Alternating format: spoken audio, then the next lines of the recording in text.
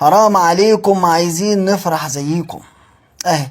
كل المشهد ده بشوفه مش كل سنة ده كل شهرين ثلاثة منتخب من المغرب بيتنطط ويفرح بالكاس.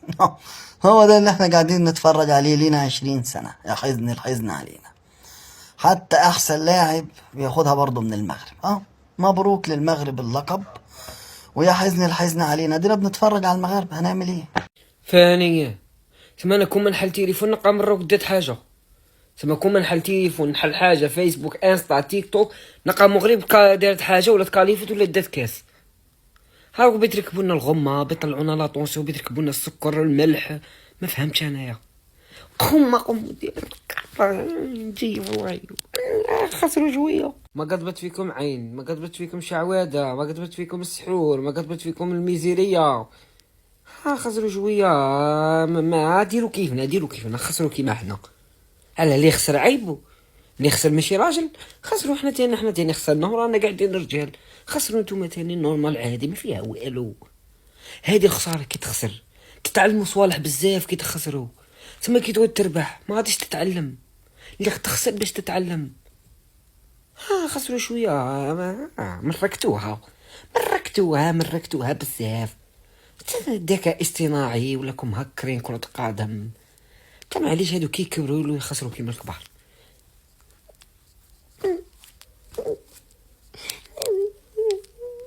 بطولة شمال افريقيا. الله الله الله الله على التصويره هادي. واسماعيل عاود الكابيتان كيجيب الكاس بطريقه الشوالي. وشير يا طويل العمر، شير راسي داك الجيران دابا.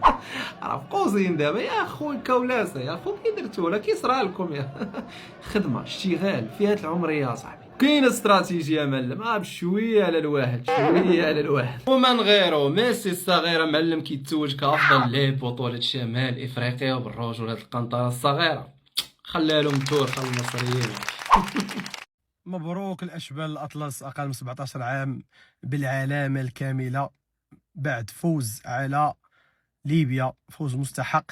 مبروك الاشبال الاطلس، لقب ابطال شمال افريقيا. والتنظيم ديال لاكوب راه غادي يكون في المغرب بيان سور، وديما المغرب حاكمين لازون. من بعد ما ضربنا مصر والجزائر وتونس وليبيا، شكون اللي حاكمها؟ المغرب. عايز اقول على حاجة بس مش عايز اي بني ادم يزعل مني فيها. بطولات المغرب حلال، واللي عايز يفسر الكلمة على دماغه بكيفه يفسرها، بس انا بقولها وانا راجل مصري. بطولات المغرب حلال. النهاردة حصل تفويت في لقاء ما في بطولة شمال افريقيا اللي بتضم المغرب، الجزائر، تونس، ليبيا. وانا بقولها بكل صراحة وبكل وضوح. حصل تلاعب. المغرب كسب البطولة بدراعه بالحلال بعرقه. اللي عايز اقوله ان ليه ما نكسبش البطولات بالحلال؟ ما ناس اهي بتكسب كل بطولاتها بالحلال وعلى مستوى عالمي وعلى مستوى اسطوري، ومش اول بطولة. احنا ليه ما نتعلمش نبقى زي المغرب ونكسب زي ما المغرب بيكسب، ونعمل اداء زي ما المغرب بيعمل اداء؟ الصورة اللي قدامك دي بتعبر الواقع. كسب تونس، كسح ليبيا، دمر مصر، ونجد الجزائر. المغرب بيعمل كورة عالمية. المغرب بيقدم كورة اساطير. اتعلموا الكورة واتعلموا الاداء واتعلموا المكسب بالحلال. منتخب المغرب بطل افريقيا بالعلامه الكامله. هل من منافس؟ هل من اي حد اللي يشوف حاجه؟ هي دي الرساله اللي عملها منتخب المغرب بعد التتويج ببطوله شمال افريقيا خارج الاراضي وبالعلامه الكامله. فاز على مصر 2-1، فاز على الجزائر 3-0، فاز على ليبيا 3-1، فاز على تونس 2-0. هل من مزيد؟ وطبعا يضمن الصعود الى بطوله كاس الامم الافريقيه القادمه اللي هو كده اصلا مشارك فيها كونه حامل اللقب. ولكن الكارثة اللي حصلت النهاردة وكله بيتكلم فيها، بل ان في ناس بتهنئ بعضها، وهو تفويض منتخب مصر او اللعب باسترخاء. انا كده صاعد، فليه العب قدام الاخوة الاشقاء الجزائر بالقوة والعزيمة رغم ان انا كده صاعد؟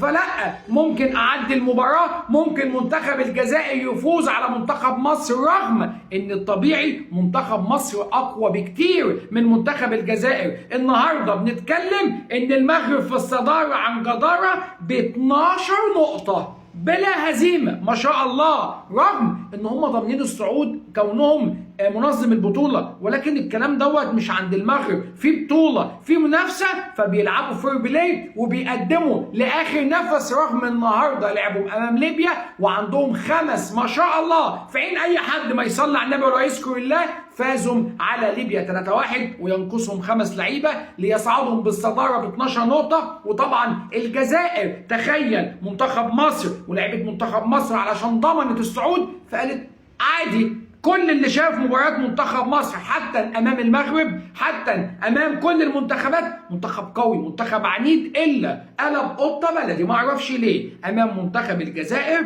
ففاز الجزائر على مصر بقى 7 نقاط. مصر كانت ضامنه الصداره او كانت ضامنه الصعود في المركز الثالث ب6 نقاط. تونس ودعت البطوله ب4 نقاط.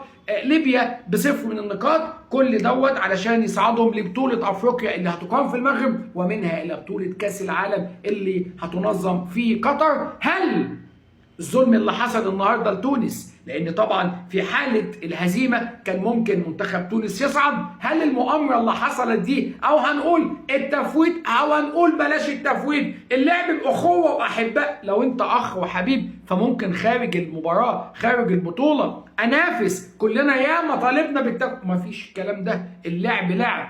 كل المنتخبات ما قدرتش تفوز على المنتخب المغربي، بل ما قدروش منه ياخدوا نقطة واحدة. ودي رسالة لكل المنتخبات اللي هتشارك في بطولة كأس الأمم الأفريقية القادمة: احذروا المغرب بطل شمال أفريقيا خارج أرض